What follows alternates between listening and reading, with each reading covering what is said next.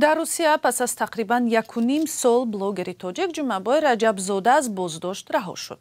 جمعه‌بای رجبزاده شهروند تاجیکستان و روسیه که در شبکه‌های اجتماعی با نام سالمون کین معروف است، روز 24 فوریه از رهایی خود خبر داده گفت تفتیشات معین کرد که وی بیگناه است.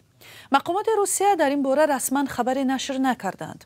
بلوگری تاجیک ماه ینور سال گذشته به برانگیختن کینه و عداوت ملی و پس زدن شأن و شرف متهم و دستگیر شده بود.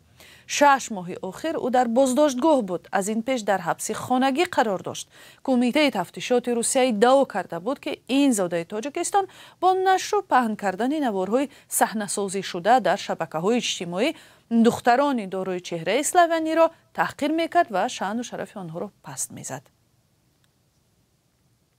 سلام، اگر خط و خبر میخواهید ما داریم. نوید بامدادی، سرخط خبرها، اخبار تاجیکستان و جهان، گزارش‌ها و تحلیل‌ها. چی می‌گذرد و چرا؟ دانستن فهمیدن است. ضمیمه یا اپ ما را بگیرید.